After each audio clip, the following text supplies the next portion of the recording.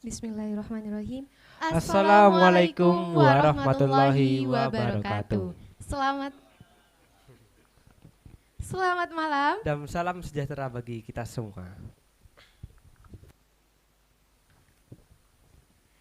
Yang terhormat Camat Sumbersari Bapak Regarjen SSTP MSI, yang kami hormati Ketua Komisi Pemilihan Umum Kabupaten Jember Bapak Muhammad Syai'in SHMH, yang kami hormati Komisioner Badan Pengawas Pemilu Kabupaten Jember Ibu Ummul Mukminat SPDI, Lurah Tegal Gede, Babinsa, Babin Kamtipmas, beserta seluruh audien yang hadir pada malam hari ini di acara diskusi umum edukasi politik dengan tema Pemilih Cerdas untuk Indonesia Mas.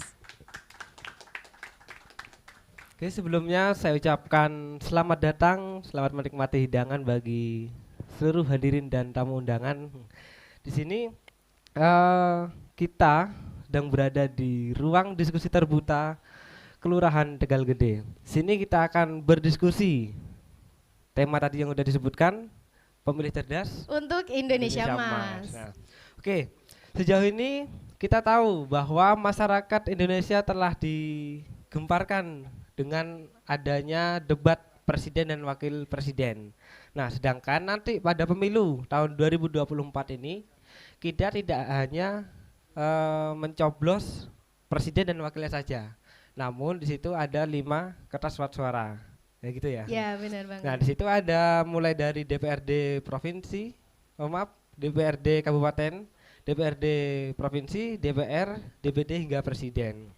Nah, pertanyaannya, bagaimana persiapan masyarakat untuk pemilihan nanti pada tahun 2024? Nah, soalnya pemilu 2024 ini pemilu yang berbeda gitu.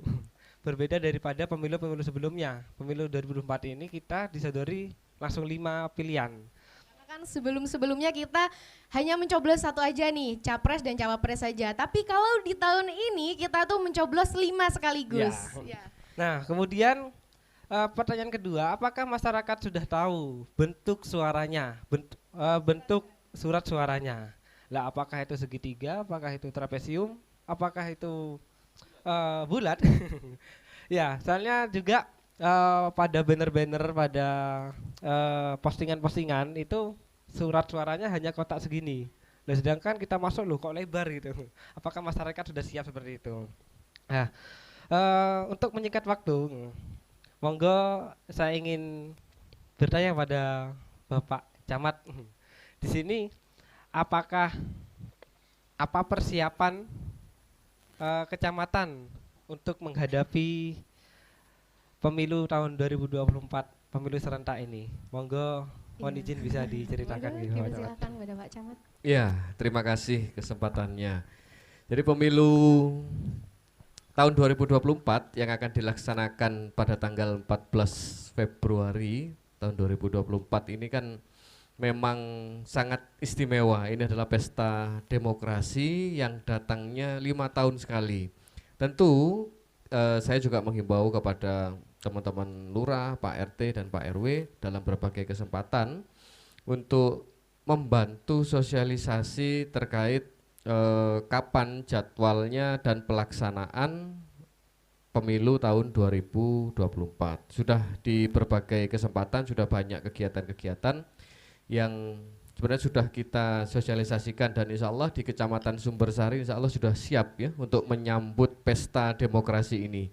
Bahkan sekarang di saat kita safari sholat subuh berjamaah juga kita sampaikan. Jadi kejamaah subuh pun tersampaikan dari Pak RT, Pak RW sudah tersampaikan, Pak Lurah pun dalam setiap kegiatan baik di kelurahan maupun ketika turun ke wilayah, plus dengan kegiatan safari subuh berjamaah juga kita sampaikan kepada para jamaah. Harapannya tentu kita berharap bahwa pemilu tahun 2024 ini bisa berjalan dengan aman, lancar, luber dan jurdil. Nah, ini wajib ini kan gitu. Tentu ini tidak bisa kita lakukan sendiri, teman-teman dari KPU atau yang ada di tingkat kecamatan PPK, kemudian PPS, tetap kita semua bersinergi dan berkolaborasi untuk bersama-sama, karena ini adalah tanggung jawab kita bersama. Nasib bangsa 5 tahun ke depan akan banyak ditentukan di 14 Februari 2024. Terima kasih. Wah, berarti di kecamatan ini udah dibilang persiapannya sudah sangat cukup nih Pak. Ya. Oke, untuk kembali lagi ngomong-ngomong pemilu 2024 ini, karena pemilu ini pemilu yang luar biasa sepanjang sejarah Indonesia. Pertama kali dilaksanakan secara serentak. Nah, saya izin bertanya kepada Bapak Ketua KPU. Nah, menurut Bapak, apakah masyarakat sudah siap untuk menghadapi pemilu 2024 ini? Mungkin bisa dijelaskan dari kesiapan KPU tentang edukasi masyarakat untuk menghadapi pemilihan tahun 2024 ini. Tuh, Bapak. Baik, terima kasih. Assalamualaikum warahmatullahi wabarakatuh. Waalaikumsalam warahmatullahi wabarakatuh. Alhamdulillahirrahmanirrahim. Selamat malam, salam sejahtera bagi kita semua. Sebenarnya ingin menyapa yang pertama yang kami hormati Pak Camat Sumbersari, Pak Regar Jani DNSSTP MSI, dan saya hormati juga Pak Lurah Tegal Gede, Bapak Abdul Kamil, dan juga dari penyelenggara pemilu hadir di tengah-tengah kita, dari Bawaslu Kabupaten Jember, Mbak Umul Mukminat, dan juga dari kelurahan yang hadir juga dari Babinsa, Babin Kantipmas, juga dari Bapak Ibu RT RW, dan juga ada dari Panwascam ya, Mbak Anita. Tak lupa juga moderator yang sangat hebat, Mas Bayu sama Mbak Alfi. Nah, ini memang kegiatannya harus dibuat model seperti ini ya Pak Camat ya. Jadi harus mengikuti, kita hanya mengikuti aja. Ini menyesuaikan kalau Mas Bayu sama Mbak Alfi ini mungkin harus menyiapkan tim kreator ya. Paling tidak dengan model-model agak nyantai seperti ini dan juga live, ini yang juga perlu menjadi sebuah edukasi dan bisa ditularkan juga mungkin di tempat-tempat lain ataupun kelurahan desa yang belum ada. Nah, ini alhamdulillah sudah dipelopori dari Kelurahan Tegal Gede yang selalu diberikan semangat oleh Pak Camatnya untuk tetap pada tugas-tugas yang harus dilakukan.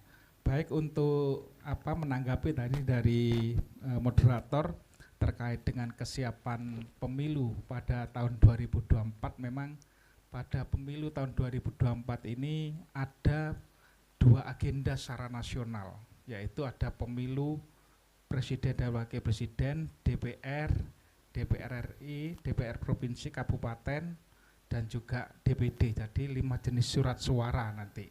Nah, selain itu nanti juga akan berlanjut pada pemilihan kepala daerah nantinya pada 27 November di tahun 2024 juga. Nah, tetapi kita akan fokus pada pemilu tahun 2024. Kami dari penyelenggara pemilu khususnya di KPU Kabupaten Jember telah siap menyelenggarakan pemilu. Dari tahapan ke tahapan juga sudah dilakukan pencalonan mulai dari sebelumnya. Jadi kalau kita merunut dari kegiatan kita pada tahapan pemilu itu sangat panjang Pak. Ada tahapan pemilu mulai pendaftaran peserta pemilu, kemudian setelah didaftarkan muncul peserta pemilu sebanyak 18 peserta pemilu partai politik, kemudian setelah itu juga ada penetapan untuk pencalonan calegnya. Nah, ini juga telah dilalui proses itu, dan juga KPU RI juga sudah menetapkan untuk pasangan calon presiden dan wakil presiden, dan juga DPD juga sudah ditetapkan.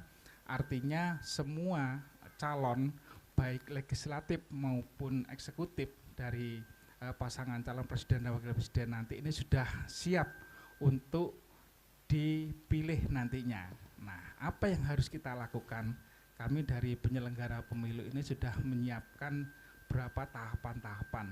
Kalau saat ini mengacu pada kegiatan di program ataupun jadwal tahapan pemilu ini adalah masa, yaitu masa kampanye. Nah, masa kampanye ini menjadi penting bagi kita semua, bagi warga masyarakat untuk mengetahui sejauh mana visi misi kalau misalkan yang capres cawapres adalah pasangan calon. Nah, nanti untuk legislatif ataupun juga peserta pemilu juga akan bisa dilihat nanti apa ke depan yang akan dibawa untuk kesejahteraan masyarakat. Silahkan nanti diedukasi terkait dengan pendidikan politik. Secara prinsip kami dari penyelenggara sudah siap dan alhamdulillah logistik sudah 95%. Tinggal 5% itu pun juga terkait dengan beberapa formulir saja. Untuk surat suara, logistik pemilu sudah lengkap kami terima, maupun form C plano nantinya yang ada di TPS. Sudah siap kami dari penyelenggara pemilu, Mas.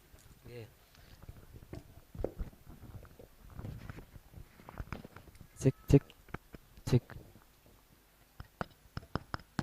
Oke, terima kasih Bapak atas jawabannya. Jadi untuk saat ini adalah masa kampanye gitu Pak. Nah, Masa tahapan kampanye. masa sekarang, tahapan kampanye.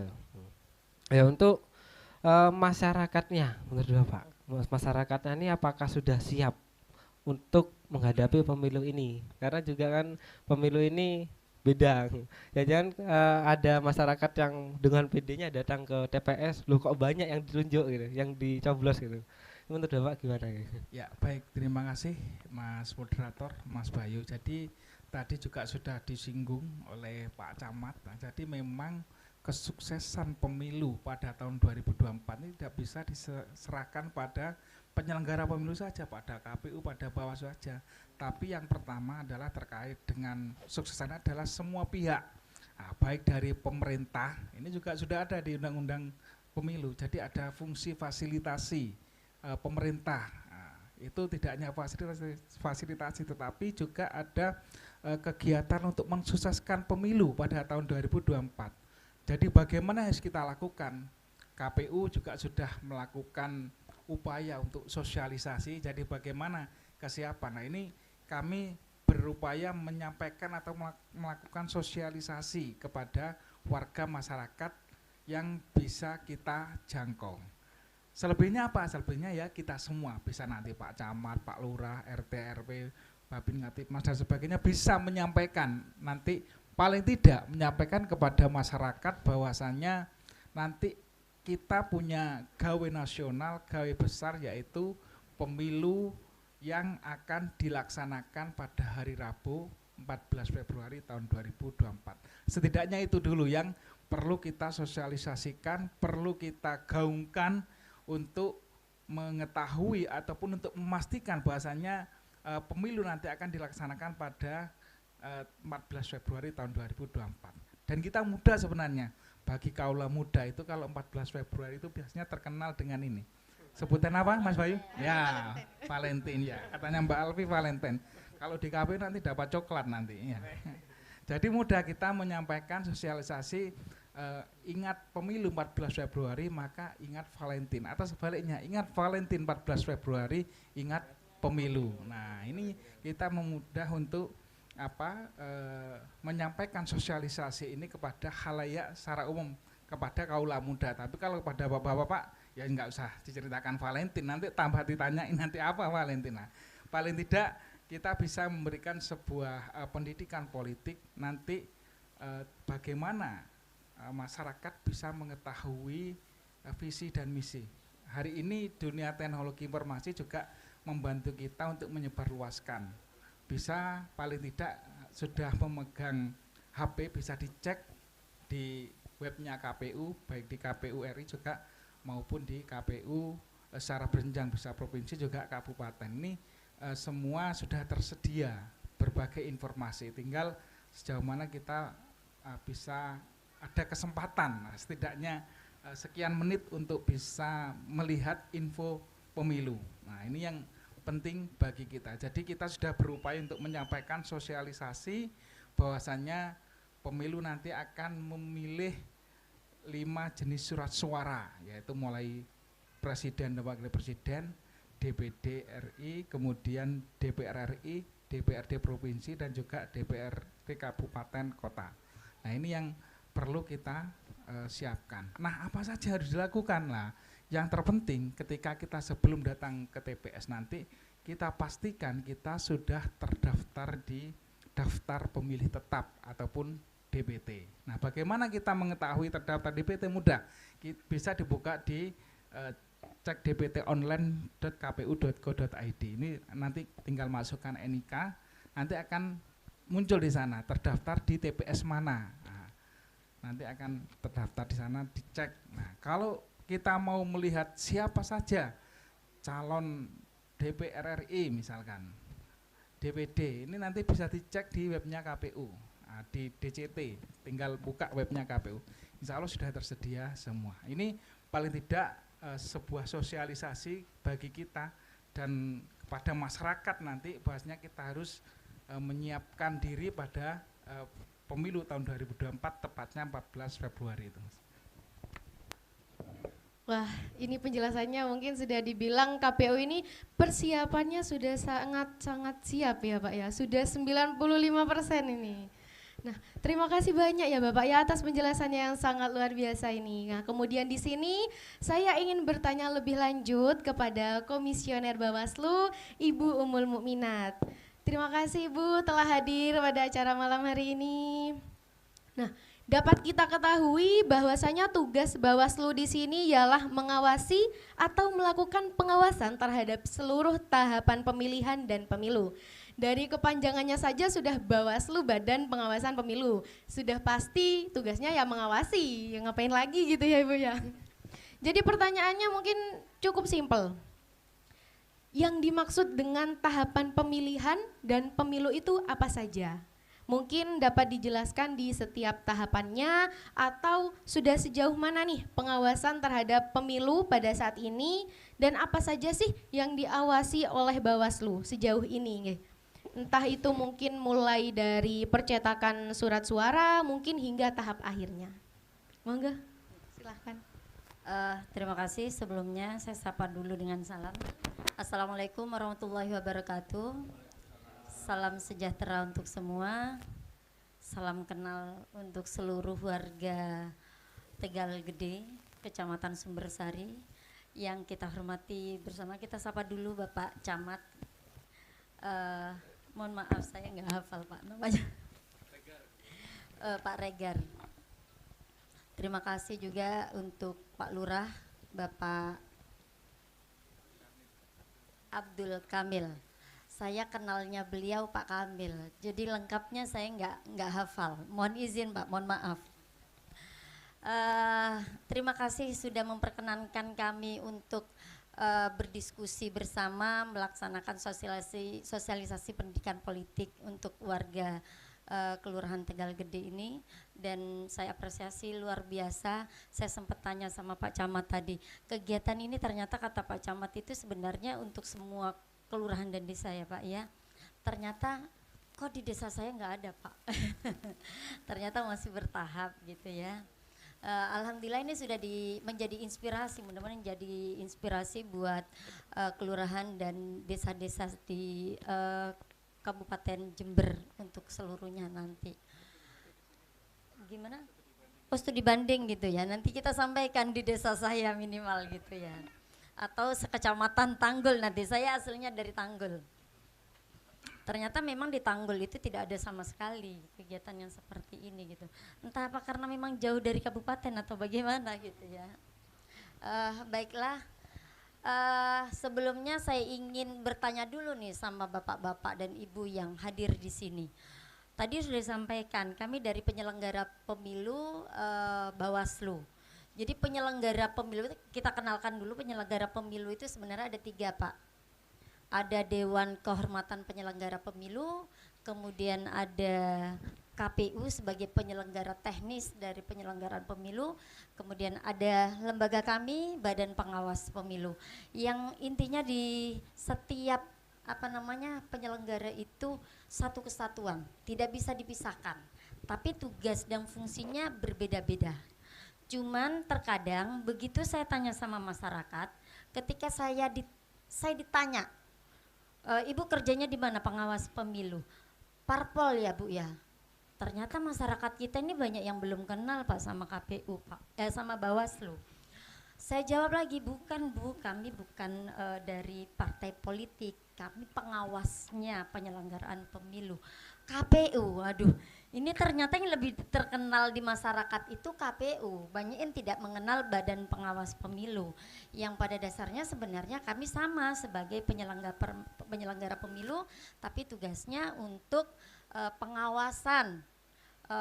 Yang utamanya, yang pertama kita lakukan adalah pencegahan dan penindakan terhadap pelanggaran pemilu dan proses sengketa pemilu. Jadi tugas wewenang kami adalah mengawasi penyelenggaraan pemilu. Kemudian yang kami awasi itu apa saja? Ada penyelenggara pemilu juga kita awasi gitu ya. Kemudian ada masyarakat secara luas. Kemudian ada ASN.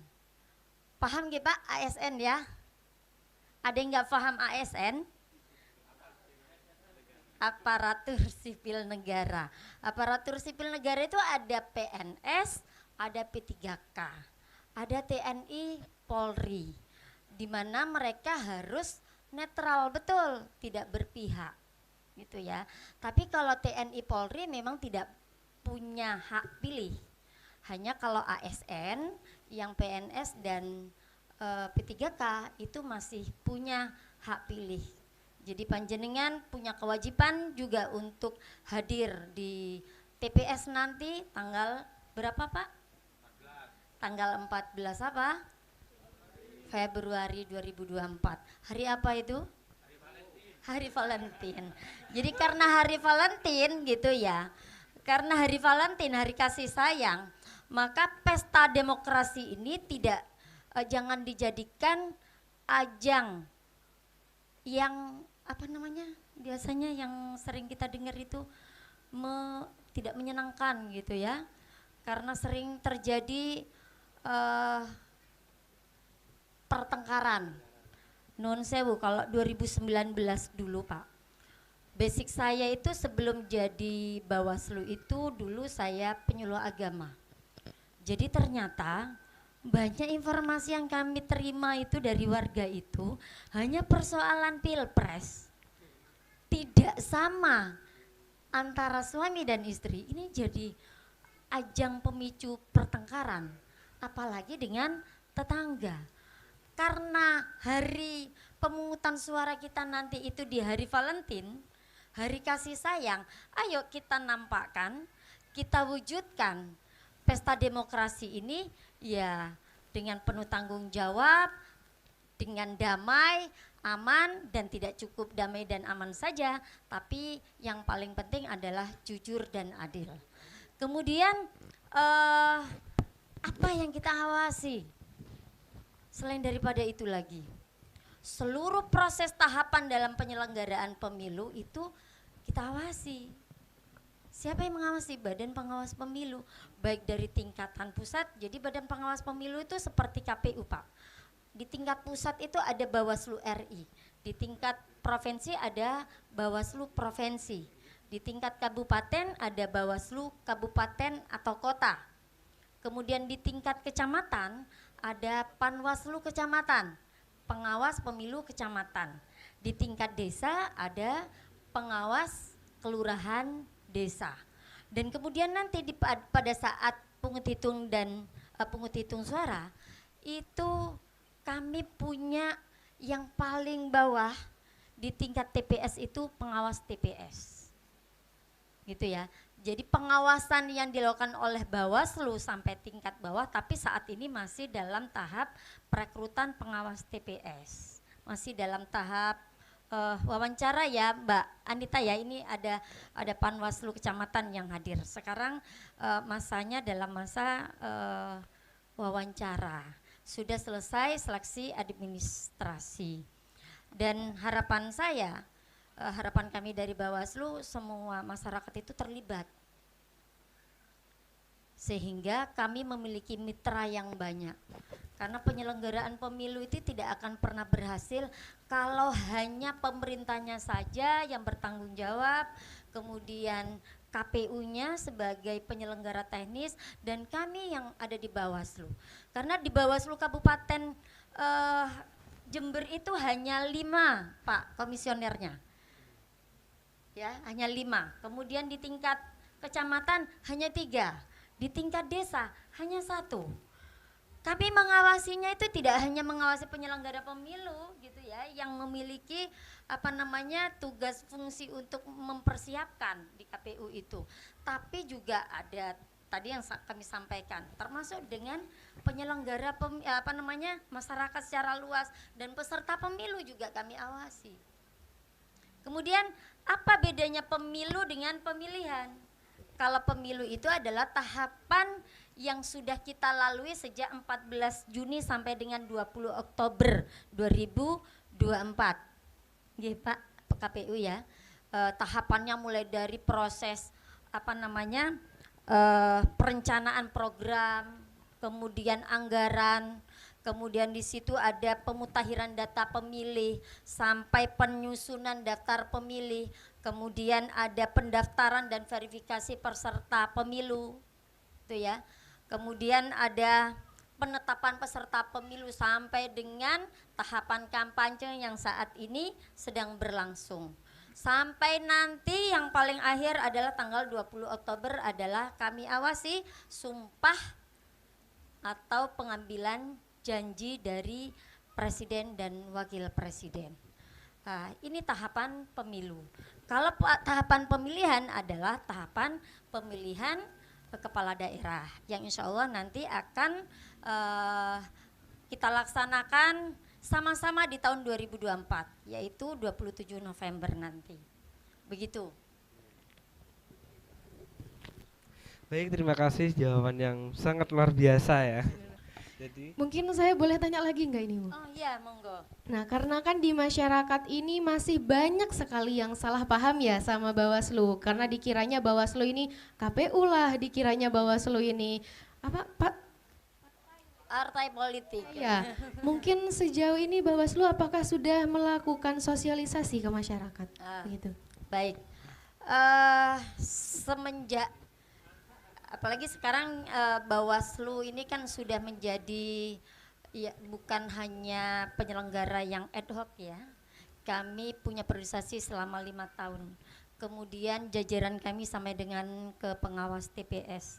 Sosialisasi itu sudah sangat masif kita lakukan. Bahkan dalam perekrutan pengawas TPS ini adalah salah satu dari sosialisasi juga bahwa sosialisasi perekrutan pengawas TPS itu bagian dari sosialisasi adanya Badan Pengawas Pemilu gitu.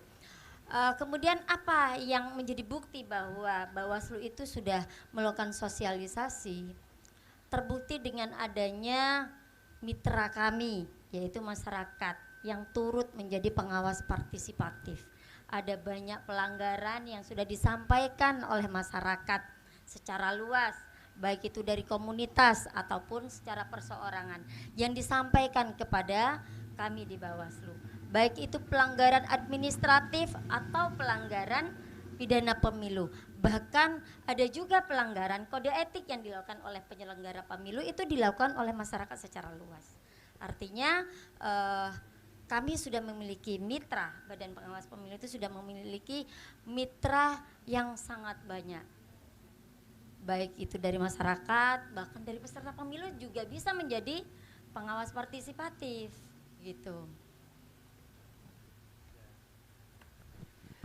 Oke, terima kasih Bu. Jadi yang berhak mengawasi bukan hanya Bawaslu aja. Benar, tapi yang berhak masyarakat. mengawasi bukan hanya Bawaslu, tapi juga masyarakat secara luas. Oke, pemirsa baik offline maupun online di YouTube, di sini kami sudah berdiskusi dan ada jawaban 3 dari beliau-beliaunya ini.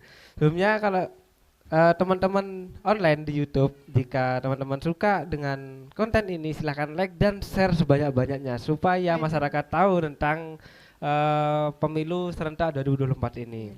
Oke, maka pemilu nanti diadakan tanggal berapa? 14 Tanggal 14 Februari, Februari. yang dikenal sebagai Hari Kasih Sayang. Maka nanti kita kasih sayangnya jangan hanya ke pasangan saja, tapi kasih sayang pada masa depan bangsa negara Indonesia. Oke. siap. Ini lebih Diulangi, Pak. Duh, ya apa nih? Ya, jadi karena pemilu 2024 ini diadakan pada tanggal 14 Februari 2024 yang sudah kita kenal itu sebagai Hari Kasih Sayang, maka kita jangan kasih sayang kepada pasangan saja, tapi kita harus kasih sayang juga kepada bangsa negara Indonesia untuk meraih masa depan yang indah. Dengan cara Mencoblos. memilih datang ke TPS dan pilihlah sesuai hati nurani gitu. Jangan sampai golput yang pasti Iya. ya. Yang penting jangan sampai terpengaruh pada orang lain. Oke. Mungkin ini Ya. kita jeda untuk Iya, mungkin untuk masih ada nih pertanyaan-pertanyaan yang belum kita bahas. Mari kita break dulu. Kita jeda dengan iklan berikut ini. Iki lah ke yang kemalingan. Loh, iku kan lak barangku, terus apa sih ngapek? Berarti ke mau. Sayangnya ya apa kalau kayak gini nih? Kabur malingnya. Loh, ayo diuber kok malah pidato. Loh, iku malinge. Woi, kedua kali ini. Mungkin dia pemilih pemula, kita aja. Mungkin pemilih pemula. Oh, baru sudah dua kali. Pemilu 2019 sudah milih? Belum, makanya dia bisa tahu. Tamasya kebinarian, pulang-pulang ku membawa janda, meski tanpa itu. Loh, kok salah lirik ini? Bahaya ini. Pulang-pulang ku membawa janda. Wih, salah. Duduk janda iku. Sing bener berbadan dua. Loh, iki lirik ono iki lho aku. Salah lirik iku bahaya. Sing bener ngene lho. Ayo Mas, musik. Waktu tamasya kebinarian, pulang-pulang ku berbadan dua, meski tanpa restu orang tua, sayang aku rela apa bawa pulang. Lah sing bener iku ngono, sesuaikan dengan lirik, aja ngawur. Assalamualaikum. Waalaikumsalam warahmatullahi wabarakatuh. Ini ronda atau bagaimana ini? Ronda, Pak. Kenapa, Pak? Wah, iku barusan ada laporan ke saya. Laporan apa? Warganya itu ada kehilangan. Dari tadi aman-aman aja, Pak, di sini, Pak. Informasinya lambat terus ini. Ini ronda atau bagaimana ini? Ya ronda, Pak. Pak, gak ketok maling, Pak. Nah, iki lah ke yang kemalingan. Loh, iku kan lak barangku, terus apa sih ngapek? Berarti ke mau. Sayangnya ya apa kalau kayak gini nih? Kabur malingnya. Loh, ayo diuber kok malah pidato.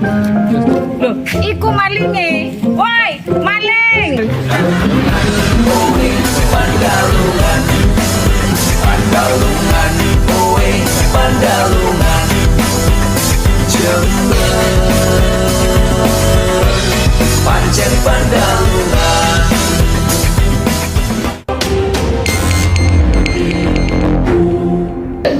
Baik, kembali lagi bersama saya Sinta Ayu di KKN News 236. Hari ini saya bersama Bapak Didi Teguh yang akan menjelaskan mengenai migrasi monyet liar yang terjadi di perkampungan. Baik, Bapak, bagaimana pendapat Bapak tentang terjadinya migrasi monyet liar ini? Baik. Ya.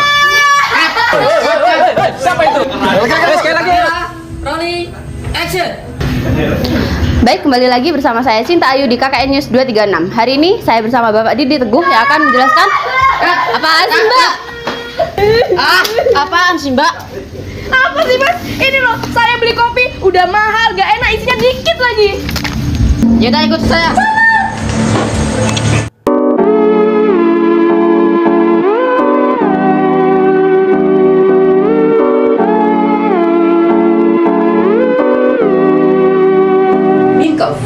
Bintangnya Coffee merupakan produk UMKM unggulan dari Kelurahan Tegal Gede yang memiliki 11 varian kopi. Beragamnya varian dan terus berkembangnya inovasi inilah yang mengantarkan Binkov ke kancah internasional.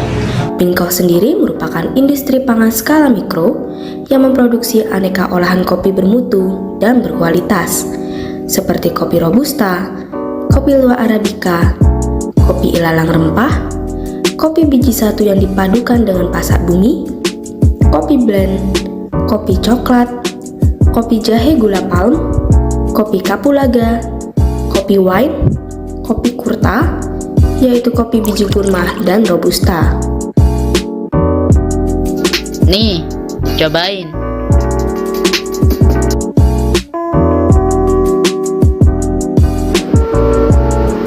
Ini baru kopi. Loh, saya mau kesana aja deh mas. Loh, ini nggak jadi? Enggak jadi.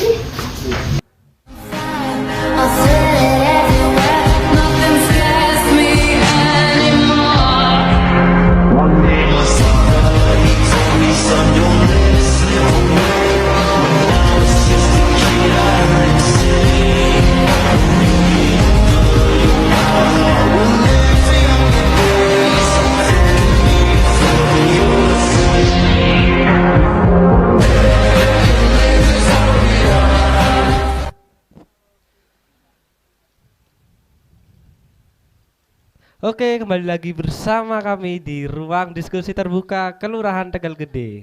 Dengan tema yang sama, pemilih cerdas. Mas. Coba diulang dong, mic-nya mati barusan. Cek. Oh iya, maaf. Dengan tema yang sama, pemilih cerdas. Untuk Indonesia, Mas. Nah, ini lanjut ya, Mas ya. Ke pertanyaan selanjutnya, mungkin bisa bergeser lagi ke Ketua KPU ya, Bapak Muhammad Syaiin. Ini giliran saya sekarang yang bertanya ini, Pak, gantian. Nah, di sini kita dapat rasakan dan kita ketahui bersama bahwasanya perkembangan teknologi kini sudah semakin canggih. Bahkan pada zaman saat ini pun mulai dari anak kecil dan orang dewasa atau orang tua sekalipun gak ada nih yang gak pegang HP, semuanya pegang gadget. Entah itu hanya untuk keperluan telepon biasa atau bahkan untuk bermain sosial media. Nah, pada saat ini yang sedang booming itu sosial media, kita sebut saja TikTok. Nah, masyarakat di sini siapa sih yang nggak punya TikTok? Siapa sih yang nggak tahu apa itu TikTok ya Bapak ya? Nah, secara umum sebenarnya KPU itu dengan adanya sosial media ini sudah sangat terbantu ya Bapak. Mulai dari sosialisasi yang sudah tidak perlu door to door yang seperti Bapak jelaskan tadi, karena sudah dapat dilakukan dengan postingan edukasi lewat beragam akun sosial media. Nah, pertanyaannya ini, bagaimana sih KPU ini mengatasi kesenjangan pemahaman akses teknologi dan keterbatasan akses? Karena yang dikhawatirkan itu Bapak, mungkin ada beberapa kalangan masyarakat, entah itu 1-2 orang yang tidak memiliki handphone, bisa ketinggalan berita juga kan Bapak kalau tidak punya handphone, atau bahkan masyarakat yang kesulitan mendapatkan sinyal nih. Bagaimana KPU mengatasinya? Ya baik, terima kasih Mbak Alfi sudah memberikan sebuah pertanyaan yang ini menjadi sesuatu yang sangat relevan dengan perkembangan dunia teknologi. Jadi memang seperti yang sampaikan di awal pada saat tadi saya di proses diskusi tadi untuk kegiatan di Kelurahan Tegal Gede ini. Jadi yang pertama, kita pada situasi sekarang ini memang tidak bisa lepas dari gadget ya. Jadi HP ini sudah jadi sesuatu yang menjadi sebuah kebutuhan bagi kita untuk bisa menyampaikan sebuah informasi, bisa melakukan akses, juga bisa melakukan pekerjaan juga dengan melalui HP. Nah, ini menjadi tantangan bagi kita untuk bisa menyesuaikan ataupun mengakselerasikan terkait dengan dunia teknologi informasi. Nah, KPU juga harus berbenah diri terkait dengan proses saat ini. Jadi memang kita berupaya untuk bisa menyesuaikan. Nah, kalau tadi disinggung di kegiatan kita sosialisasi ini juga bisa melalui TikTok, juga IG. Nah, di webnya KPU ini juga sudah kita berupaya untuk bisa menyesuaikan. Nah, paling tidak bisa mengikuti dunianya Mas Bayu sama Mbak Alfi lah setidaknya. Nah, ini bisa mengikuti. Nah, bagaimana kalau misalkan yang belum punya? Jadi tetap kita selain menggunakan sosialisasi pemilu melalui medsos, juga ini tetap kita melakukan sosialisasi tatap muka. Sosialisasi tatap muka ini juga kita menggandeng seluruh pihak. Jadi selain kita juga mengadakan sendiri, maka kita juga bekerja sama dengan dunia kampus, dengan mahasiswa, dengan pemerintah, dan juga dengan stakeholder yang lainnya. Hari ini kita juga terkait dengan sosialisasi yang tatap muka, kita juga di backup kerjasama dengan Bakes Bangpol, Pak Regar. Jadi kita beberapa kali menjadi narasumber juga dari Bawaslu juga. Ini menjadi narasumber terkait dengan sosialisasi pemilu maupun tahapan pemilu. Nah, selain itu juga termasuk di Kelurahan Tegal Gede hari ini kita juga menyampaikan terima kasih. Ini bagian dari sosialisasi yang non budgeter. Nah, bagi kita kan tidak mengeluarkan biaya, tapi bagi Pak Lurah dan kawan-kawan mungkin berbiaya. Nah, ini tidak usah khawatir karena sudah didampingi oleh Pak Camat. Jadi sama Pak Camat Sumbersari selalu sudah selesai lah dengan Pak Regar. Tepuk tangan dulu semuanya. Nah, jadi kami terima kasih di sini sudah kumpul para stakeholder juga dari tadi sampaikan 3 pilar, ada dari Babin Kamtibmas, juga Babinsa, selain dari kelurahan dan juga jajarannya, dan juga dari Bapak RT RW di Kelurahan Tegal Gede ini menjadikan sebuah nilai plus tersendiri bagi KPU dibantu sosialisasi. Nah, ini harapannya nanti tidak hanya sampai di sini, tetapi bisa diketok tularkan ataupun disampaikan kepada warganya, kepada saudara, kepada masyarakat, karena pemungutan suara tinggal beberapa hari.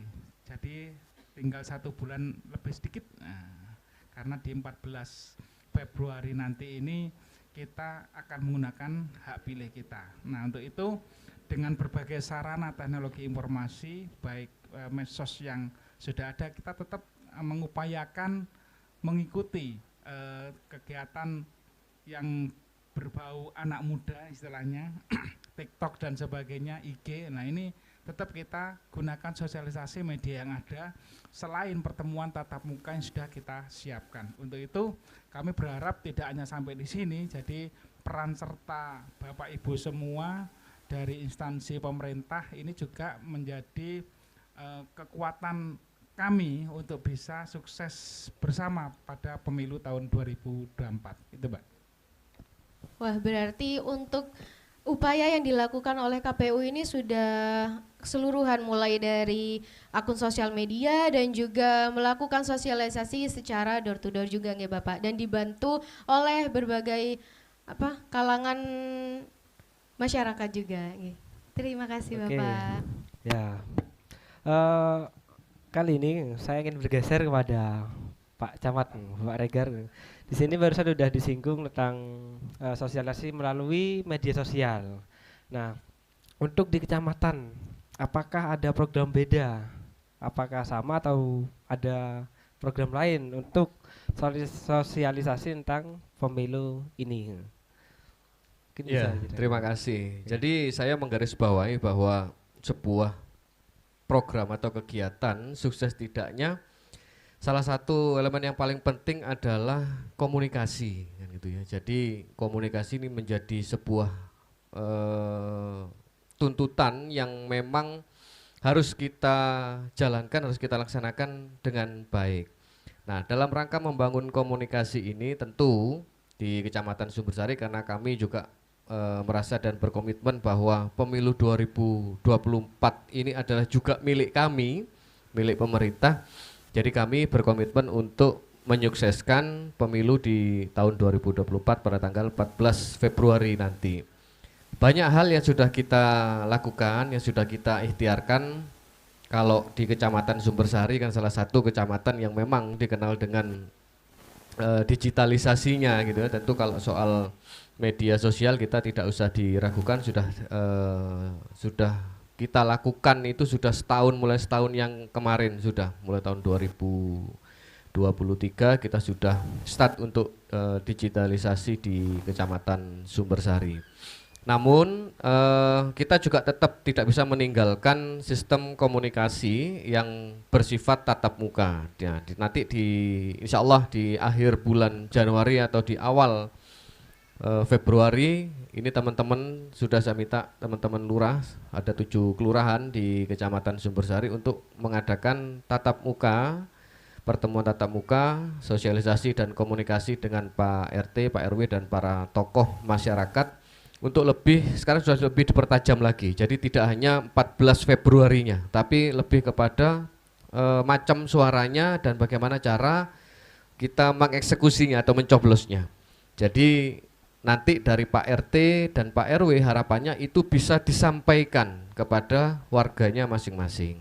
Baik melalui pengajian, baik melalui pertemuan RT, baik melalui rukun-rukun yang ada di wilayah masing-masing, silakan itu nanti bisa disampaikan sehingga harapannya di tahun 2024 nanti di 14 Februari tingkat partisipasi pemilih di Kecamatan Sumbersari dan di Kabupaten Jember bisa naik atau bisa meningkat.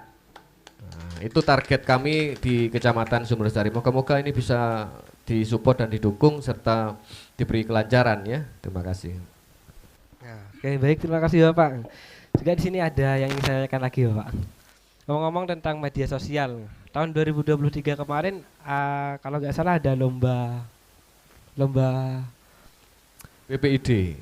Ya, lomba video. Lomba video. Iya. Lomba video ya. Lomba video. Lah apakah nanti di 2024 ini akan diadakan lagi lomba video itu? Ya, jadi kegiatan-kegiatan atau lomba ini kan juga harus kita sesuaikan dengan momen dan tujuan yang ingin kita raih atau kita capai kan gitu ya. Tidak menutup kemungkinan di tahun 2024 akan tetap kita laksanakan kegiatan lomba video ini juga tetap kita laksanakan. Nanti kita persiapkan lebih matang lagi. Jadi pengalaman yang tahun 2023 ini sebuah pengalaman yang sangat berharga. Kemudian bisa dimodal sehingga nanti di tahun 2024 pelaksanaannya lebih baik, lebih terstruktur, sistematis dan masif kan gitu. Oke. Terima kasih Bapak atas jawabannya. Oke, untuk selanjutnya saya akan bergeser kepada Ibu Bu Demisioner Bawaslu Kabupaten Jember. Nah, semakin mendekati tanggal pemilu 14 Februari, hari Valentine, tanggal hari pemilihan umum, masyarakat semakin sering mendengar tentang pelanggaran-pelanggaran yang telah terjadi. Tadi juga udah disinggung sama Ibu mengenai pelanggaran-pelanggarannya. Nah, terus kemudian yang ingin saya tanyakan, ketika kita atau masyarakat menemukan ada pelanggaran di proses pemilu nanti, bagaimana cara laporannya, strukturannya gimana? Entah mau dari panitianya yang melanggar atau dari pihak KPU-nya atau dari Bawaslu-nya, kita kemana sih harus melaporkan seperti itu? Baik, saat ini apalagi sudah memasuki tahapan kampanye. Pada dasarnya pelanggaran pemilu itu tidak hanya pada saat tahapan kampanye saja. Pada saat awal tahapan pun ada potensi-potensi pelanggaran pemilu. Terutama yang paling tinggi itu pada saat kampanye. Apa saja yang sering terjadi dalam masa kampanye ini? Ada banyak pelanggaran, baik itu pelanggaran administratif, pelanggaran kode etik yang dilakukan oleh penyelenggara pemilu, baik dari KPU beserta jajarannya ke bawah, terus kemudian Bawaslu sampai dengan jajarannya ke bawah. Tidak menutup kemungkinan kami juga melakukan pelanggaran kode etik itu secara profesional, mengabaikan keprofesionalitasan itu. Kemudian dalam pelanggaran administratif bisa juga dilakukan oleh penyelenggara pemilu ataupun peserta pemilu. contoh yang dilakukan oleh peserta pemilu kalau pelanggaran administratif. Ini sering terjadi di warga. Pernah nggak nemuin ada kampanye tidak ada jadwalnya? Ada nggak pernah kita nemukan kampanye tapi tidak ada jadwalnya, bahkan sampai tidak ada surat tanda terima pemberitahuan dari kepolisian? Sering nggak? Nah, ini pelanggaran administratif, Pak.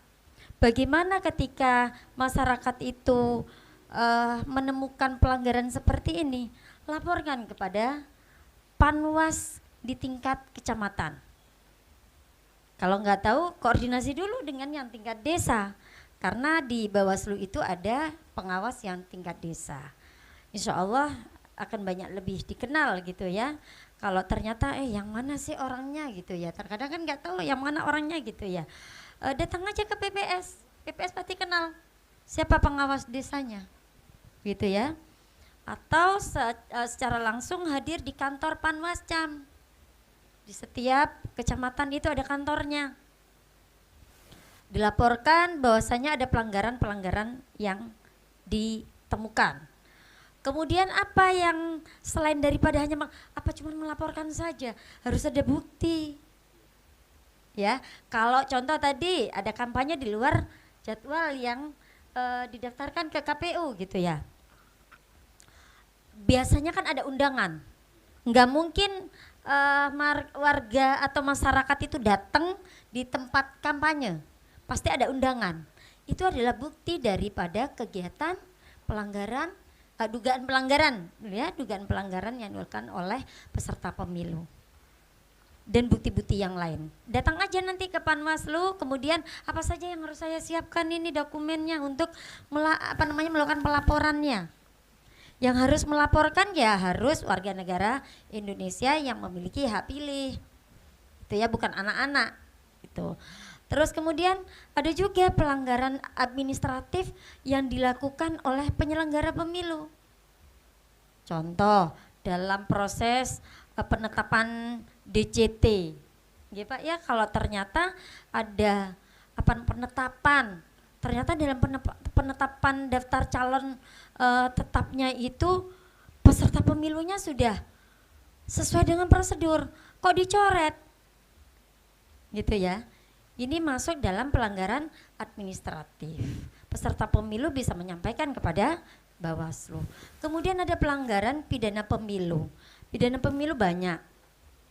Beberapa contohnya ada yang biasa terjadi, Pak? Money politik. Kenal money politik, Pak? Kalau saya bahasakan money politik itu bersih. Katanya orang desa itu bersih. Apa bersih? Beres pun peseh. Gitu ya. Apa Pak? Tongkat? Apa Pak tongkat Pak? Tong seket. Ya Allah, ada aja tambahan ini ya. Referensi istilah gitu ya. Ya itulah, itu masuk dalam pelanggaran pidana pemilu. Di mana harus melaporkan? Bisa melaporkan ke Panwaslu dulu, gitu ya. Kemudian akan diarahkan. Karena dalam pidana pemilu itu Panwaslu tidak punya wewenang dalam penyelesaian penanganan pelanggaran, hanya di tingkat Bawaslu, maka nanti akan diarahkan pelapor itu ke Bawaslu melalui sentra Gakumdu, penegakan hukum terpadu. Di situ ada ada Bawaslu, ada kejaksaan, ada kepolisian di sentra Gakumdu itu. Ada banyak yang lain juga selain daripada money politik, Pak. Ujaran kebencian masuk tidak pidana pemilu? Masuk juga. Sering kan kita tidak hanya di dunia nyata saja kita mendengarkan berita hoax ya, ada ujaran-ujaran kebencian itu, bahkan yang sering kita temukan adalah di media sosial. Bagaimana cara melaporkannya? Berkoordinasi tetap, menyampaikan kepada Bawaslu. Bawaslu bekerja sama dengan Kominfo. Kemudian kami juga bekerja sama dengan platform Kemudian kami juga bekerja sama untuk penanganan di media sosial, pelanggaran di media sosial itu Direktorat Tindak Pidana Siber. Nah, ini yang bisa dilakukan oleh masyarakat sebagai pengawas partisipatif ketika menemukan pelanggaran-pelanggaran. Baik itu tadi kode etik juga yang dilakukan oleh penyelenggara pemilu. Nih umpama sekarang lagi perekrutan apa Pak sekarang Pak? Pengawas TPS ya. Nah kok ternyata dalam prosedurnya tidak profesional pengawas TPS-nya. Wah ya sudah diumumkan seleksi administrasi ternyata tidak diumumkan tanpa alasan dan sebab. Kemudian ada proses yang tidak fair, tidak open bidding, tidak terbuka. Itu bisa dilaporkan kepada Panwaslu. Kemudian kalau di tingkat ad hoc ada pelanggaran kode etik, baik itu di PPK, kalau di KPU ya, ataupun PPS. Kemudian di Bawaslu itu ada Panwaslu Kecamatan dan pengawas Kelurahan Desa. Kemudian nanti di TPS itu ada KPPS dan pengawas TPS. Siapa yang menangani pelanggaran kode etik itu? KPU kalau itu jajarannya KPU. Bawaslu kalau itu jajarannya Bawaslu. Kalau yang melakukan pelanggaran kode etiknya itu KPU Kabupaten atau Bawaslu Kabupaten, nanti yang akan memproses adalah Dewan Kehormatan Penyelenggara Pemilu. Gitu. Jadi kami juga perlu diawasi Pak. Gitu ya Pak Ketua ya. KPU dan Bawaslu itu perlu diawasi. Karena ketika kita mengemban amanah menuju cita-cita demokrasi bangsa untuk mengawal pemilu yang jurdil, maka semua elemen harus melakukan penegakan hukum. Gitu ya. Terima kasih. Ya, terima kasih Bu jawabannya. Jadi tidak hanya Bawaslu aja yang mengawasi ya, masyarakat juga harus mengawasi dan tidak usah takut untuk melaporkan jika ada pelanggaran. Nah, sini mungkin sebentar lagi kita setelah rehat ada jeda iklan lagi. Nanti kita akan ada sesi tanya jawab bagi audiens yang ada di sini. Secara online atau offline nih Mas? Mungkin kalau di YouTube kayaknya tidak ada deh tadi ya. Dilihat ya ada sampai sekarang. Oh jadi offline ya? Aja. Okay.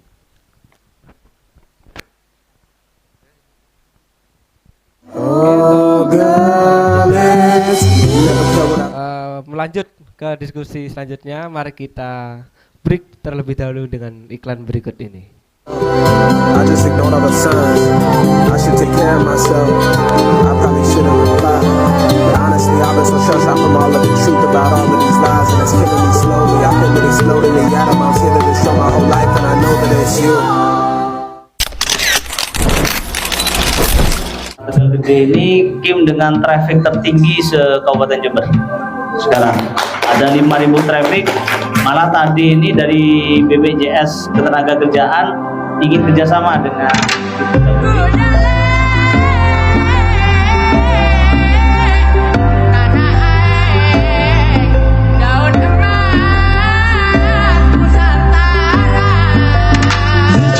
membentang Nusantara, biru langit melintang Indonesia, tanah berdaun emas, pasir putih bayur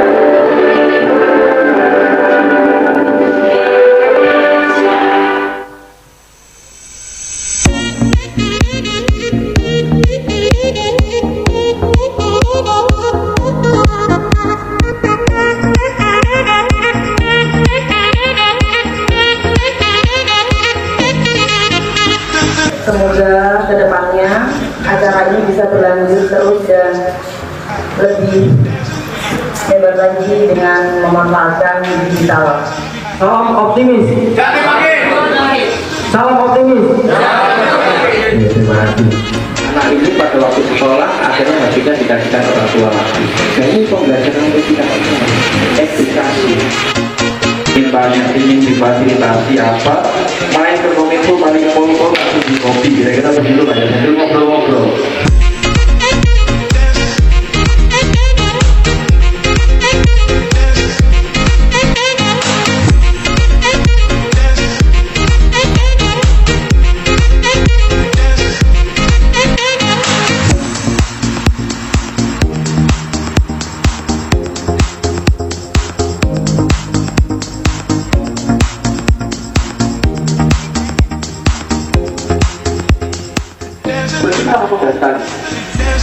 Yang kedua, sistem instrumen datanya itu satu server. Contoh seperti ini.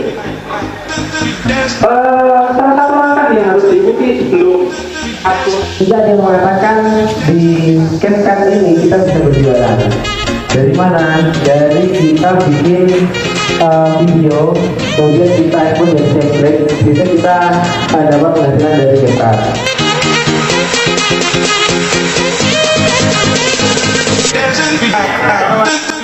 Selamat sore. Semangat pagi. Selamat sore. Semangat pagi. Tim Reng Tegal Gede. Jaya, jaya, jaya. Tegal Gede. Mati. Umbersari. Semakin gesit. Ya.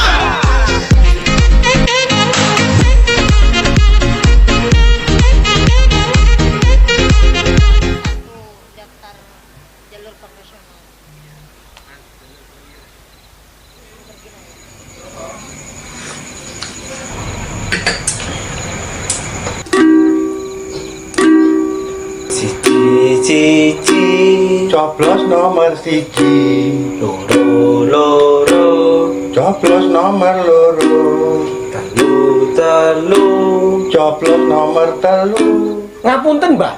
Niku wau sedaya kok dipun aturi nyoblos. Sejatosipun jenengan niku nderek tim sukses sinten to nggih? Wis Mas, sampean usah melu-melu.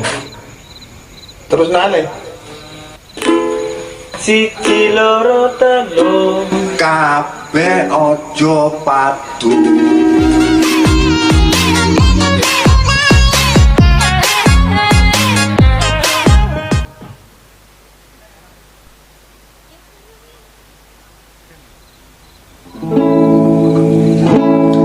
Setong Coco nomor setong dua Coco nomor dua telok Coco nomor telok. Bah, makanya cocok semua, Pak. Dorong, Mas. Bah, tenang Mas, joro ke guru terus dong. Setong dua telok Cok sampai acara.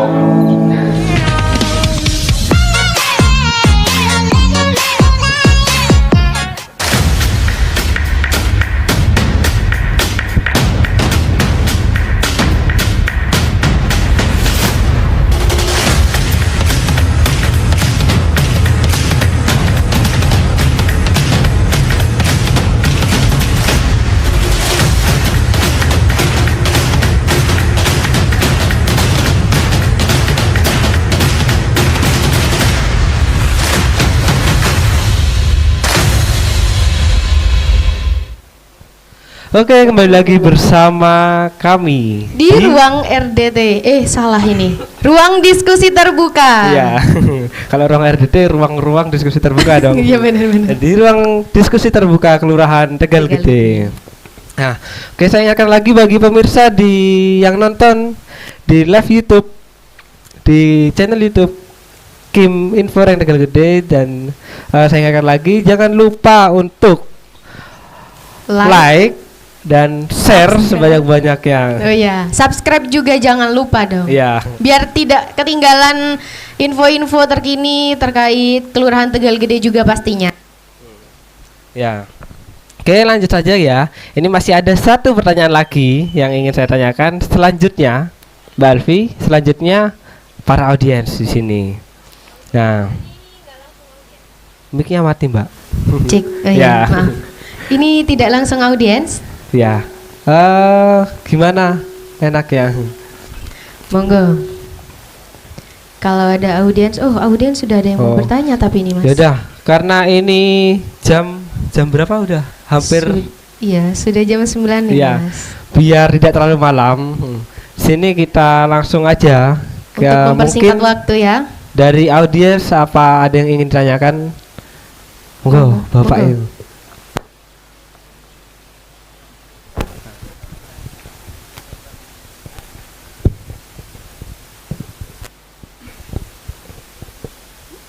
Assalamualaikum warahmatullahi wabarakatuh. Yang saya hormati Bapak Camat Sumbersari, Bapak Ketua KPU, Ibu Ketua Bawaslu Kabupaten Jember juga, dan para hadirin yang hadir pada malam hari ini. Ada beberapa hal yang mungkin saya tanyakan ke Bapak Ketua KPU. Mungkin ada 2 pertanyaan nanti yang mungkin saya ingin tahu dari Bapak.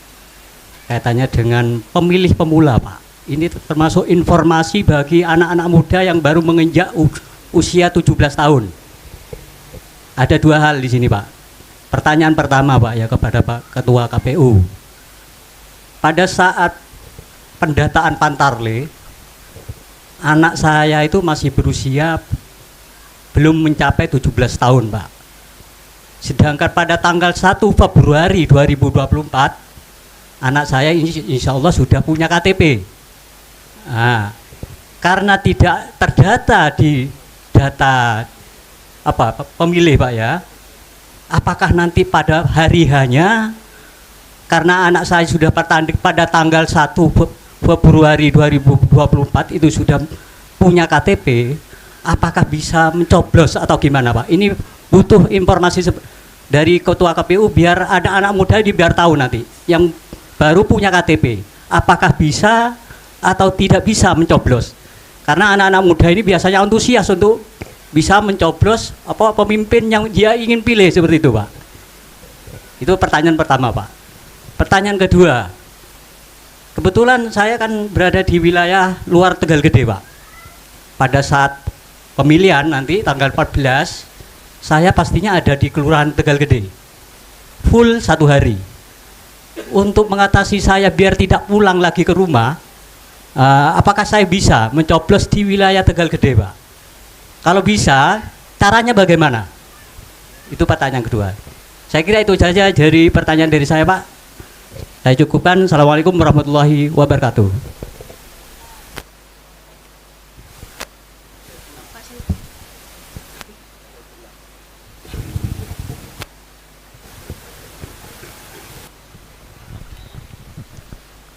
Baik, terima dijawab kasih. Dulu ya. Mau dijawab langsung apa ditampung dulu? Pertanyaannya. Oh, dijawab dulu. Iya. Oh, oke, mboten ya.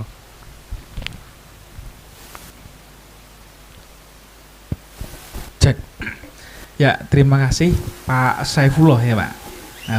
Terima kasih pertama atas atensi ataupun pertanyaannya terkait dengan pemilih pemula. Jadi berdasarkan informasi yang sudah kami terima dari Dispenduk Capil, jadi pemilih pemula itu sebelum umur 17 tahun itu sudah masuk pada perekaman, Pak. Itu pertama.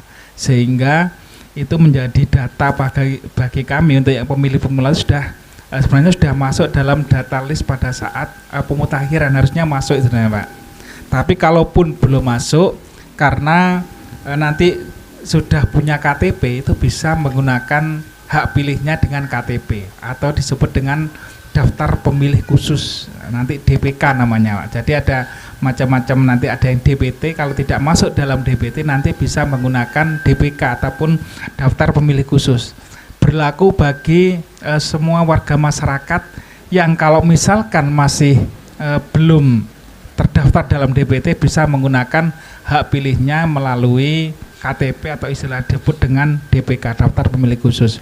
Cuma memang perlakuannya untuk daftar pemilih khusus itu adalah 1 jam sebelum penutupan. Jadi kalau dibuka jam 7 ditutup jam 13.00, setidaknya pukul 12 itu sudah ada di TPS. Nah, nanti lingkupnya adalah berbasis RT RW terdekat yang masih cukup ketersediaan surat suara.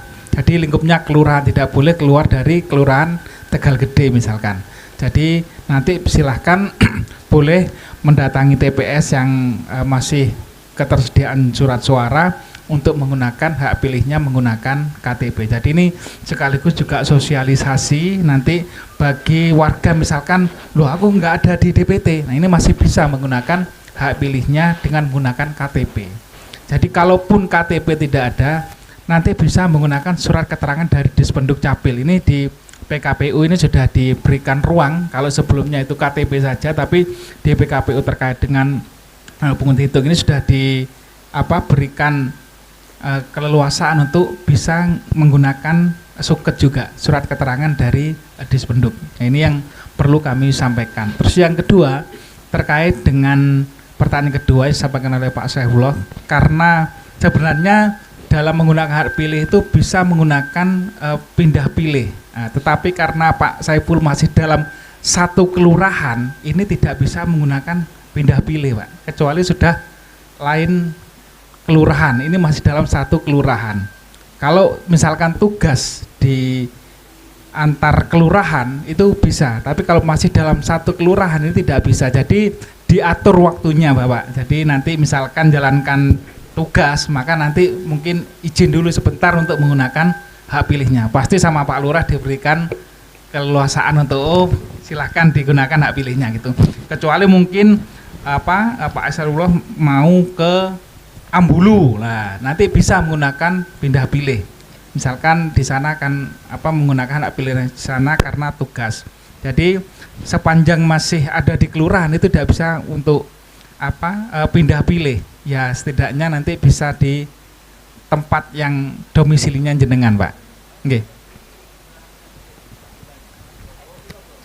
Oh, Antirogo ya.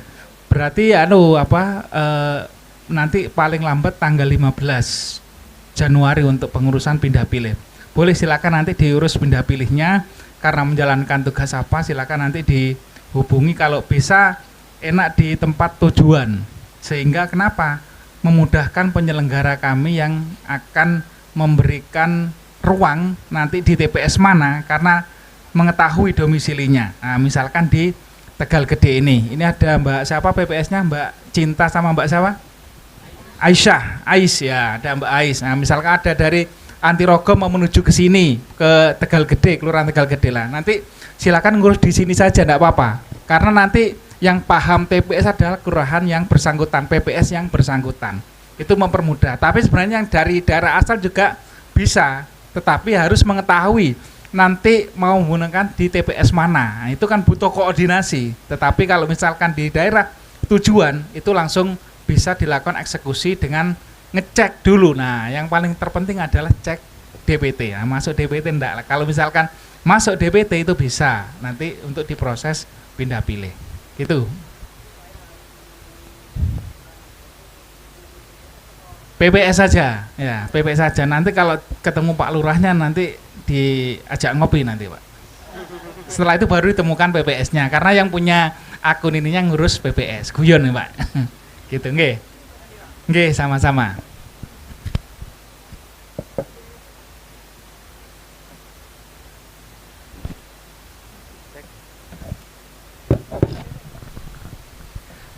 Mungkin udah cukup, Bapak.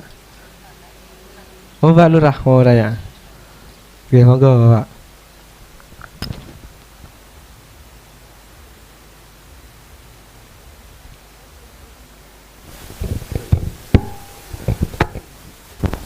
Terima kasih.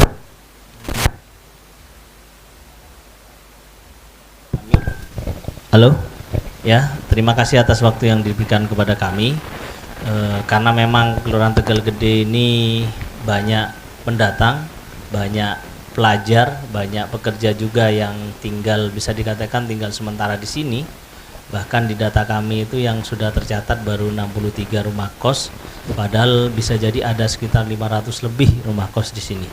Kalau masing-masing rumah kos itu ada 10 kamar saja, rata-rata misalnya, itu sudah 5.000 orang baru yang ada di Kelurahan Tegal Gede, dan bisa dipastikan mereka tidak ber-KTP di Kelurahan Tegal Gede. Pertanyaan kami adalah, tadi kan dibatasi tanggal 15. Apabila nanti mereka itu tiba-tiba datang sebanyak misalnya ya 5.000 orang ini, dia kemudian mau menyalurkan hak pilihnya, karena hak memilih itu merupakan hak asasi setiap manusia. Nah, ini bagaimana Pak Ketua KPU ataupun dari Bawaslu ya? Tentu ini kan sedikit banyak akan merepotkan, tapi di sisi yang lain kami selaku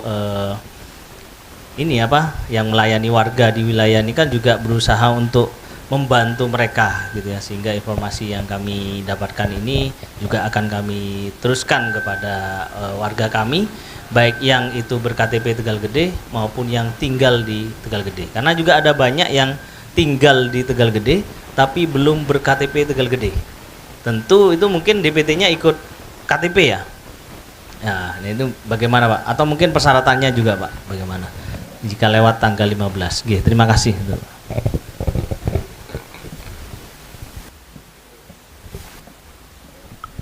Oke, terima kasih Bapak atas pertanyaannya. Mungkin bisa langsung dijawab ya Bapak. Ya, terima kasih Pak Lurah, Pak Abdul Kamil yang malam hari ini menjadi tuan rumah untuk acara RDT. Ada pertanyaan tadi yang menarik, tadi lebih dalam lagi terkait dengan pindah pilih. Jadi yang pertama, pindah pilih itu seperti saya sampaikan bisa mengurus di daerah tujuan atau di daerah asal. Ya, semoga saja itu sudah mengurus dari daerah asalnya Pak. Jadi tidak kerepotan PPS yang ada di sini, sehingga nanti tinggal menerima surat ataupun form pindah pilih nantinya agar dilakukan proses lebih lanjut dan langsung dibawa ke TPS-nya. Nah, sehingga tidak menyulitkan bagi penyelenggara baik nanti di PPS ataupun juga di KPPS-nya. Karena berbeda dengan yang sebelumnya. Jadi pada pemilu 2024 ini sudah ada ketentuannya harus mengurus sesuai dengan prosedur. Ini untuk pindah pilih. Ini adalah dikasih batas paling lambat tanggal 15 Januari, dan ini perlu kami sampaikan sehingga form pindah pilih ini segera dilakukan pengurusan, bisa dari daerah asal maupun juga di daerah tujuan. Dan yang perlu kami sampaikan juga, di dalam form pindah pilih itu sekarang ini by system. Jadi nanti penyelenggara kami yang ada di baik di desa, di PPS juga maupun nanti di PPK juga maupun di KPU nanti ini akan muncul, misalkan Pak Abdul Kamil mau pindah pilih di Lumajang misalkan, ini nanti bisa ngurus di sini atau di Lumajang. Nah, di situ setelah mengurus pindah pilih nanti akan mendapatkan surat. Nah, surat itu sudah berisi surat suaranya akan mendapatkan apa saja. Itu sudah agak ringan sehingga nanti teman-teman KPPS tidak sulit lagi ngecek secara manual. Ketika menerima form pindah pilih nanti langsung bisa, oh ini dapat surat suaranya 3, ini dapat surat suaranya 2. Nah, ini nanti sudah ada di sana, tinggal nyentang-nyentang saja. Nah, insya Allah nanti juga sudah kita siapkan formula untuk simulasi, karena kemarin kita juga sudah membimtek teman-teman PPS untuk simulasi terkait dengan pungut hitung ya Mbak Ais ya sama Mbak Cinta ya, sudah di BIMTEK. Insya Allah nanti kalau kurang dalam kita BIMTEK lagi nanti, sehingga nanti bisa di floorkan ataupun juga disampaikan kepada teman PPS, KPPS, sehingga PPS nanti bisa lebih mudah, lebih ringan, nanti teman KPPS sudah bisa memahami. Insya Allah nanti akan ada pendalaman lagi, insya Allah ada BIMTEK juga KPPS yang nanti oleh PPS, dan nanti juga akan di backup juga oleh teman PPK. Kalau misalkan kurang nanti langsung supporting system dari KPU juga. Tapi insya Allah sudah cukup, nanti teman-teman PPK kita akan monitoring. Jadi kalau semuanya dikerjakan KPU nanti repot nanti.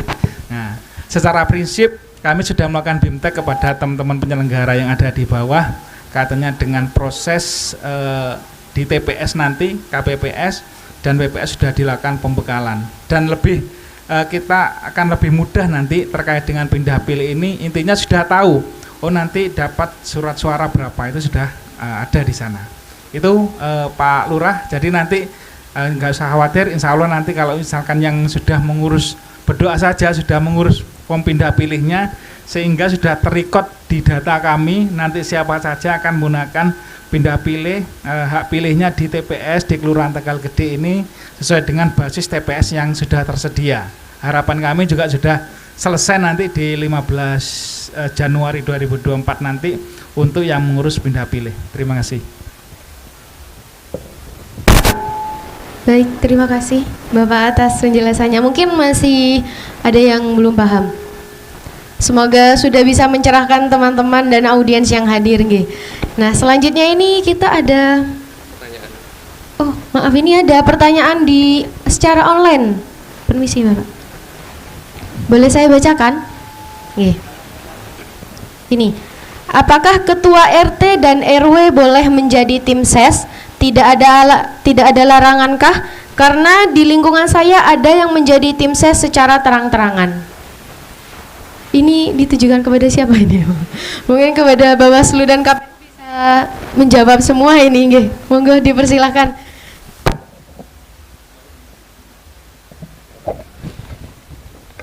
Baik.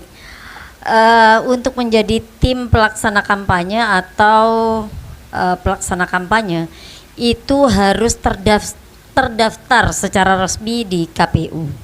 Dan itu nanti akan mendapatkan SK. Jadi ketika ada RT RW yang melakukan kampanye gitu ya, atau menjadi relawan, kalau tidak terdaftar berarti hanya relawan ya, bukan tim pelaksana, tidak dikatakan sebagai tim pelaksana kampanye yang resmi. RT RW itu juga nggak ada larangan gitu. RT RW. RT RW bukan ASN. Iya. Berarti cukup jelas gitu. Jadi RT RW itu diperbolehkan untuk menjadi tim ses asalkan sudah langsung terdaftar di KPU dan mendapatkan SK. Begitu. Jadi semua tim pelaksana kampanye itu adalah dan pelaksana kampanye itu yang ber-SK. Itu ya.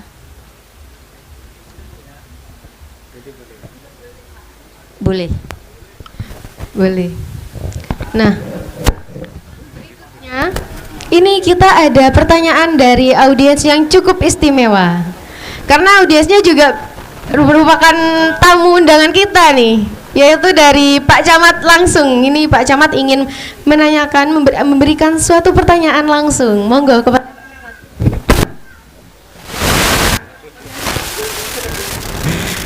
Ya, saya tertarik tadi ini dengan pertanyaan dari Malfoy Manor. Wes, mantap ini tentang RT RW. Jadi memang perlu ketegasan. Nah, alhamdulillah di malam hari ini kita langsung mendapatkan pencerahan dari Bawaslu. Nah, ini untuk menjadi apa ya istilahnya ya pedoman kita bersama. Namun demikian saya tetap menghimbau lah ya kepada Pak RT Pak RW, walaupun tadi menurut Bawaslu sudah dijelaskan sedemikian, namun panjenengan tetap punya kewajiban ya, punya kewajiban sebagai RT RW untuk menjaga stabilitas keamanan juga kan gitu. Artinya ya harus pandai-pandai menempatkan diri lah ya, jangan sampai situasi wilayah itu menjadi tidak terkendali atau tidak diinginkan gara-gara pemilu. Nah, Pak RT Pak RW adalah sebagai panutan, sebagai tokoh masyarakat, harapan saya tetap bisa menjadi contoh dan suri teladan yang baik. Nah, saya juga menindaklanjuti pertanyaan ini juga kepada komisioner Bawaslu. Tadi yang tidak diperkenankan adalah ASN, Bu. ASN dalam undang-undang itu terdiri dari ASN dan P3K. Nah, di Kecamatan Sumbersari saya insya Allah kalau tidak keliru punya staf itu jumlah sekitar 165. Dari 165 itu separuhnya adalah non ASN, yang itu bukan P3K. Nah, bagaimana posisi mereka untuk bisa menempatkan diri dengan baik sehingga tidak melanggar aturan atau regulasi, Bu? Itu saja mungkin pertanyaan dari saya, sehingga bisa jelas teman-teman bisa memposisikan diri, karena statusnya ya bukan ASN, ya bukan P3K. Nah, ini bagaimana? Terima kasih, Bu.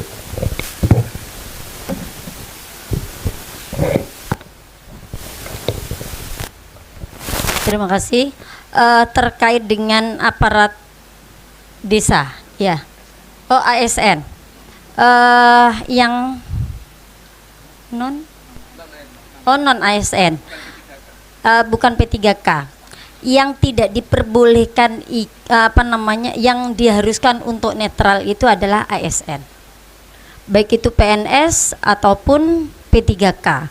Kemudian bagaimana dengan pegawai di tingkat kecamatan atau aparat desa sebagai pelayan publik gitu ya. Ya harus secara ini ya, berdasarkan asas kepatutan, Pak. Ketika panjenengan menjadi pelayan publik, ya bagaimana seharusnya panjenengan itu memberikan contoh bahwa pada saat di dalam tempat kerja tidak melakukan tindakan yang menguntungkan atau bahkan merugikan peserta pemilu. Begitu.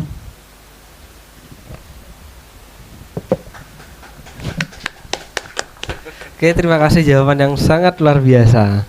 Terus juga ini ada satu slot lagi pertanyaan untuk audiens, dan ini pertanyaan terakhir ini akan dapat hadiah ya. Ya, akan dapat hadiah berupa gelas merchandise ini ya. Merchandise dari Onlaon. Onlaon ini adalah usaha milik Kim Inforeng Tegal Gede yang menjual dari beberapa gelas, kaos dan lain sebagainya. Oke, mungkin dari audiens ada monggo satu pertanyaan lagi akan mendapat anggapannya ini door prize ya, door prize dari Kim. Bisa maju ke depan ini. Monggo. Pak Armando. Pak Armando. Pertanyaannya. Pertanyaan terakhir. Ya.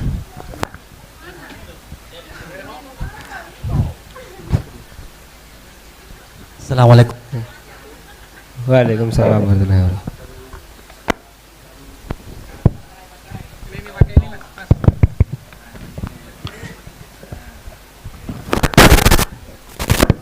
Cek.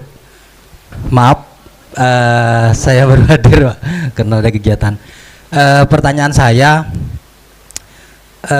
bagaimana kalau ada ASN terus bilang ke saya itu gini, Pak Armando, kalau untuk Perpres ini Pak Armando milih siapa gitu. Terus saya bilang terus terang juga gitu, wah jangan Pak Armando ke depannya ini gitu. Kalau yang ini, oh enak ke depannya pasti wis pokoknya wis saya diarahkan ke Pilpres, iya. Itu ASN itu, Pak. Itu bagaimana, Pak, kalau seperti itu menanggapinya gitu. Terima kasih. Kalau ada ASN yang mempengaruhi memilih si A.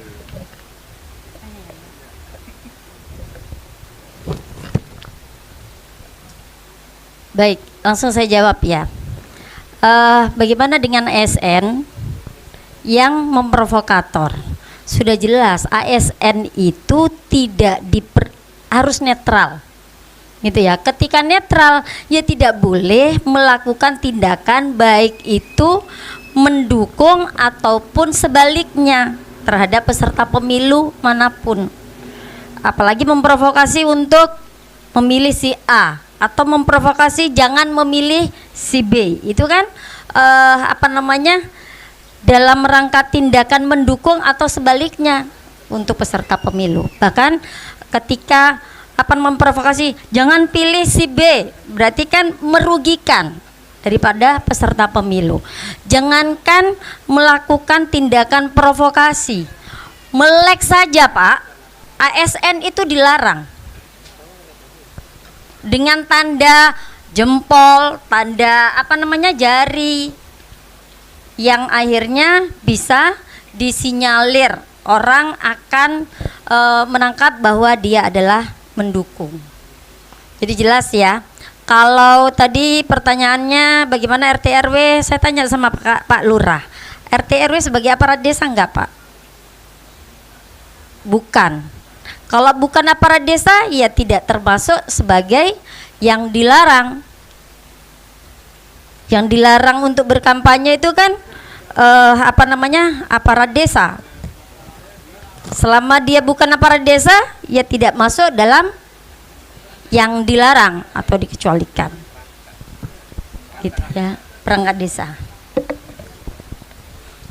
Baik. Jadi kalau ada yang seperti itu, apakah Pak Irpandu boleh melaporkan, Bu? Apapun yang dikatakan sebagai dugaan pelanggaran pemilu, masyarakat berhak. Masyarakat punya kewajiban untuk membantu kami dari Badan Pengawas Pemilu itu untuk melaporkan, dengan tentunya ada bukti. Kalau seandainya ASN-nya melakukan provokasi, ada rekaman Pak, gitu ya. Kalau cuman foto aja kan nggak bisa dibaca kan begitu ya. Jadi harus ada rekaman, minimal itu. Sampaikan saja kepada Panwaslu dulu gitu ya, di tingkat kecamatan. Kalau ternyata itu nanti ada dugaan pelanggaran pidana pemilu, maka dilaporkan kepada Bawaslu. Hanya dalam pelanggaran yang dilakukan oleh ASN itu, Bawaslu tidak berhak untuk menangani pelanggarannya. Bawaslu statusnya hanya meneruskan dugaan pelanggaran undang-undang lain itu kepada instansi yang terkait.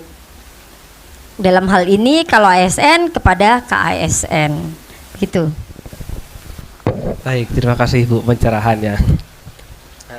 Dan kali ini kita sudah berada di penghujung acara. Di penghujung acara ini. Dan semoga dengan adanya acara ini kita jadi lebih tercerahkan tentang pemilu serentak tahun 2024 ini, dan semoga nanti dapat menghasilkan calon-calon pemimpin bagi masa depan yang indah. Dan saya ingatkan lagi, karena pemilu dilaksanakan pada tanggal 14 Februari yang dikenal sebagai hari kasih sayang, rugi loh kalau kita hanya kasih sayang kepada pasangan. Jadi kita harus punya rasa kasih sayang kepada negara Indonesia tercinta. Dengan cara memilih, dengan cara datang ke TPS, coblos pilihan sesuai hati nurani, dan jangan sampai terpengaruh pada orang lain. Diberitahukan juga untuk pemilu coblosannya ini dilaksanakan tanggal 14 Februari pukul 7 pagi hingga pukul 1 siang. Jangan lupa datang ke TPS untuk pilih pilihan Anda ya, benar banget.